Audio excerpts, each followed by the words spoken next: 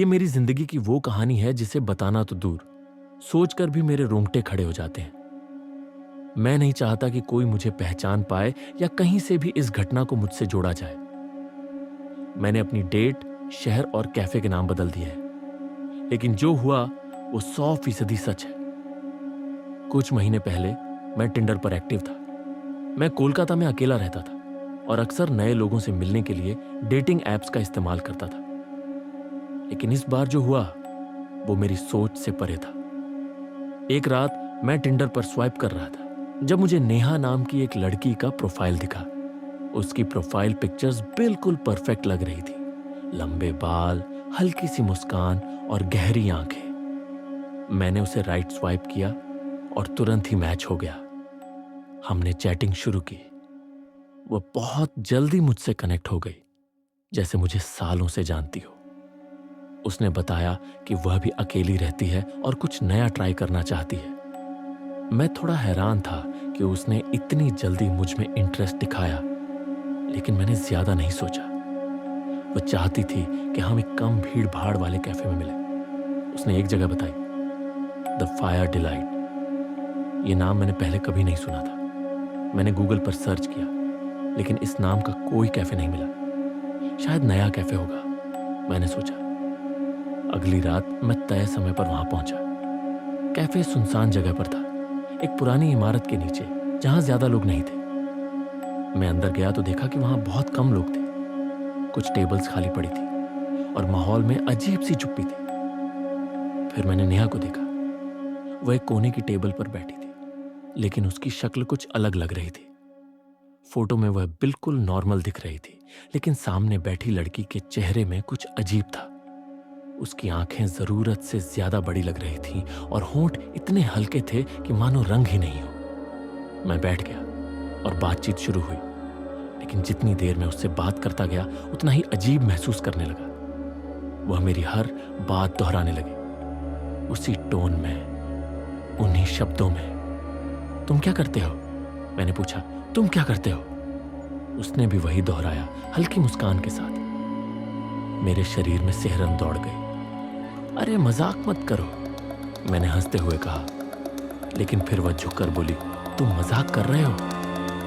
अब मैं थोड़ा डरने लगा था। मैंने ध्यान से देखा, उसके हाथों की उंगलियां अजीब तरह से मुड़ी हुई थी, जैसे इंसान के हाथ वैसे मुड़ ही ना सके। और उसकी त्वचा जरूरत से ज्यादा सफेद थी, इतनी कि उसमें नसें साफ दिख रही थी। जैसे जैसे हमारी बातचीत आगे बढ़ी, मुझे महसूस हुआ कि वह कुछ ऐसी बातें जानती थी जो मैंने कभी उससे शेयर ही नहीं की थी। बातों बातों में उसने कहा, वैसे जब तुम कॉलेज के बाद कोलकाता आए थे और अकेले उस पुराने फ्लैट में रहते थे, तुम्हें लगता था कि वहां कोई और भी है ना? मेरे शरीर में झुरझुरी दौड़ गई। मैंने ये बात उसे कभी नहीं बताई थी। अब सवाल यह था कि नेहा को यह कैसे पता? मैं असहज महसूस करने लगा, लेकिन उसने फिर एक और झटका दिया। और स्कूल में जब तुम कैंप से लौटे थे, उसके बाद तुम बहुत बीमार पड़ गए थे, याद है? मेरी सांसें अटक गई। ये कैसे हो सकता है? मुझे अच्छे से याद था कि स्कूल के समय मैं एक एडवेंचर कैंप से लौटा था और उसके कुछ ही दिनों बाद मैं इतनी बुरी तरह बीमार पड़ा कि हफ्तों तक बिस्तर से नहीं उठ सका। अब एक अनजान लड़की जिससे मैं आज पहली बार मिला था, उन्हीं बातों का जिक्र कर रही थी। मैं कांपने लगा था। मैं उठकर वॉशरूम की ओर बढ़ा, लेकिन जैसे ही मैंने पीछे मुड़कर देखा, नेहा अब भी मुझे घूर रही थी, बिना पलक झपकाए। जैसे ही मैं वॉशरूम के अंदर गया, मैंने अपना फोन निकाला और गूगल पर द फायर डिलाइट सर्च किया। इस बार एक पुराना न्यूज आर्टिकल मिला, कोलकाता का कुख्यात कैफे द फायर डिलाइट, जहां 3 साल पहले आग लगने के कारण कुछ लोग जलकर मर गए थे। मेरा दिल जोर से धड़कने लगा। मैंने मरने वालों की लिस्ट चेक की और उसमें एक नाम लिखा था, नेहा पांडे। मेरा कलेजा एकदम से पेट में गिर गया। कैफे के अंदर जिस लड़की से मैं अभी अभी मिला था, वो तो 3 साल पहले ही मर चुकी थी। मैं जल्दी से बाहर भागा, लेकिन जैसे ही मैंने कैफे के अंदर देखा, टेबल पर कोई नहीं था। नेहा गायब हो चुकी थी, लेकिन उसकी कुर्सी अब भी झूल रही थी, जैसे अभी अभी कोई वहां से उठा हो। मैंने बिना मुड़े वहां से भागना बेहतर समझा। जब तक मैं सड़क तक पहुंचा, मेरे पैरों में जान ही नहीं बची थी। घर आकर मैंने टिंडर खोला, यह देखने के लिए कि वह लड़की असली थी या नहीं, लेकिन उसका प्रोफाइल गायब था। मैंने हमारी पुरानी चैट्स देखनी चाहिए, लेकिन वो भी कहीं नहीं थी, जैसे कभी कोई नेहा नाम की लड़की थी ही नहीं। उस रात के बाद मैंने टिंडर हमेशा के लिए डिलीट कर दिया। अब भी जब मैं अकेले किसी कैफे में बैठा होता हूं तो ऐसा लगता है कि कोई मुझे घूर रहा है। और कभी कभी मुझे लगता है कि नेहा अभी भी वहीं कहीं है और किसी और को अपना शिकार बनाने के लिए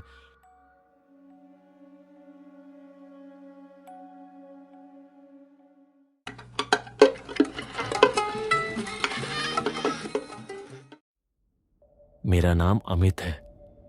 मैं हमेशा से टिंडर पर एक्टिव था, लेकिन जो कुछ मेरे साथ हुआ उसके बाद मैंने कसम खा ली कि अब कभी इस ऐप को हाथ भी नहीं लगाऊंगा।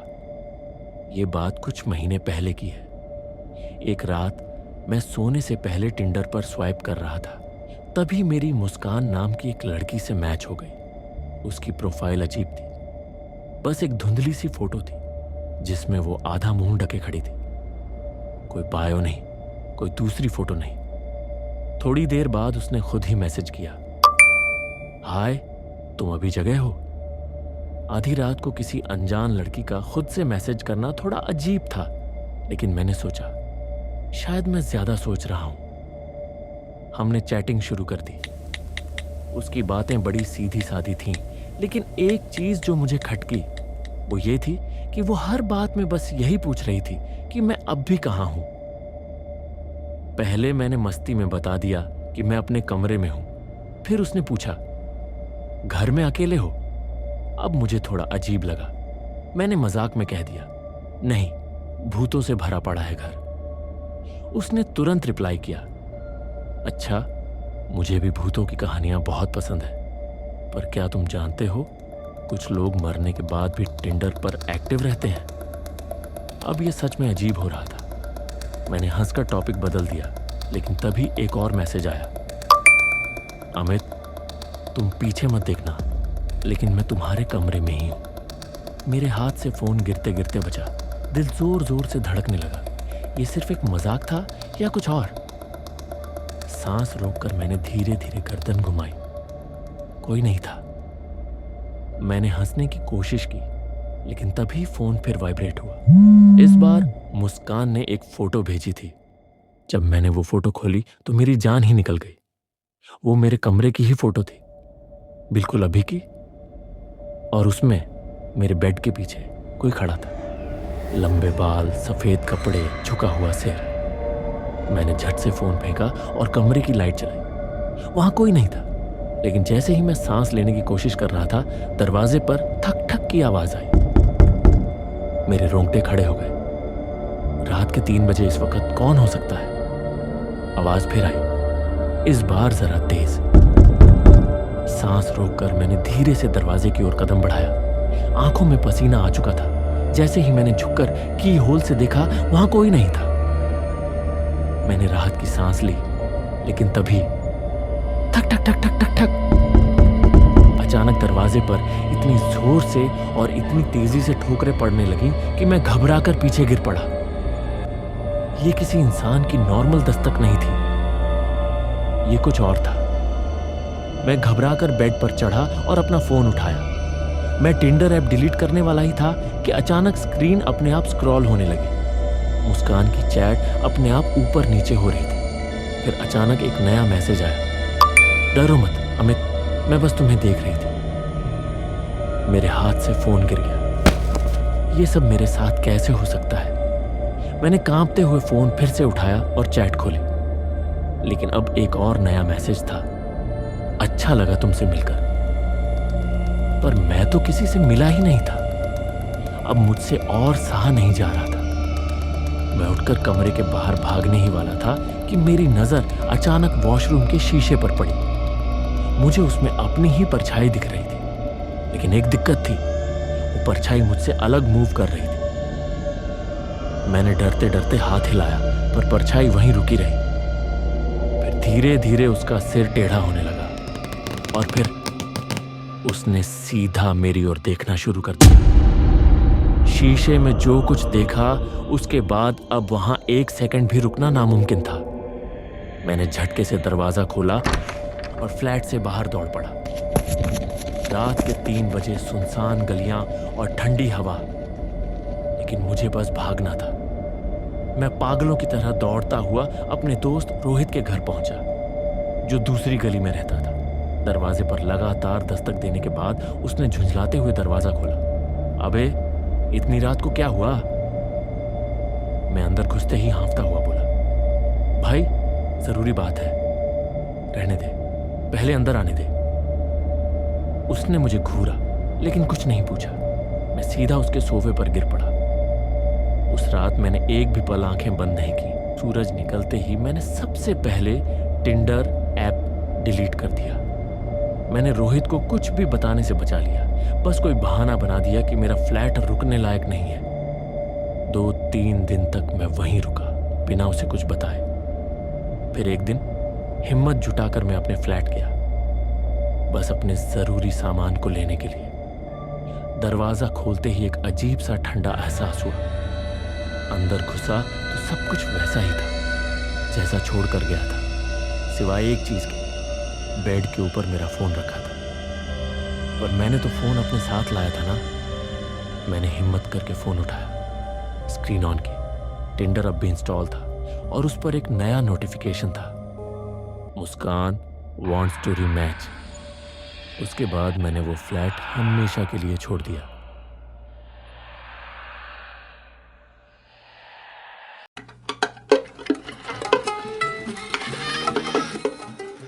मैं कभी भी ऑनलाइन डेटिंग में ज्यादा दिलचस्पी नहीं रखता था, लेकिन उस रात बोरियत में टिंडर खोल लिया।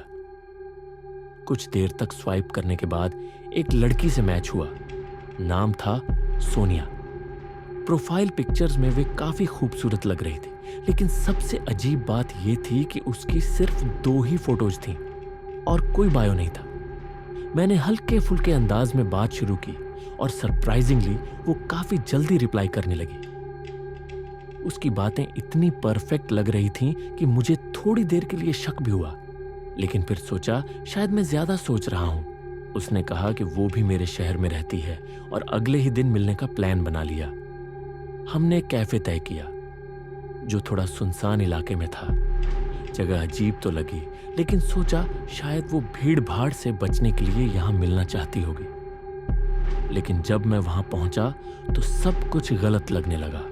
कैफे में बस एक बूढ़ा वेटर था, जो मुझे घूरने लगा जब मैंने कहा कि मैं सोनिया से मिलने आया हूं। उसने थोड़ा रुककर जवाब दिया, तुम पक्का सोनिया से ही मिलने आए हो? मेरे अंदर कुछ खटकने लगा, लेकिन तभी फोन वाइब्रेट हुआ। मैं पहुंच गई हूं, मैं अंदर बैठी हूं। मैंने चारों तरफ देखा, कैफे में कोई भी लड़की नहीं थी, टेबल खाली पड़े थे। तभी मेरी नजर एक कोने की टेबल पर पड़ी। वहां एक फोन रखा था, स्क्रीन पर मेरी चैट खुली हुई थी। वो सोनिया का फोन था, पर वहां कोई नहीं था।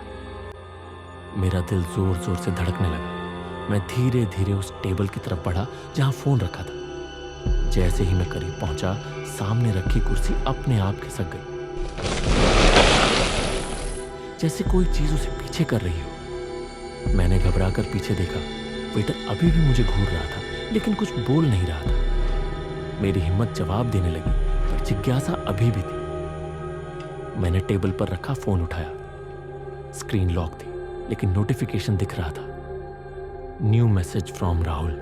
यानी ये फोन उसी लड़की का था जिससे मैं चैट कर रहा था, पर वो खुद कहाँ थी?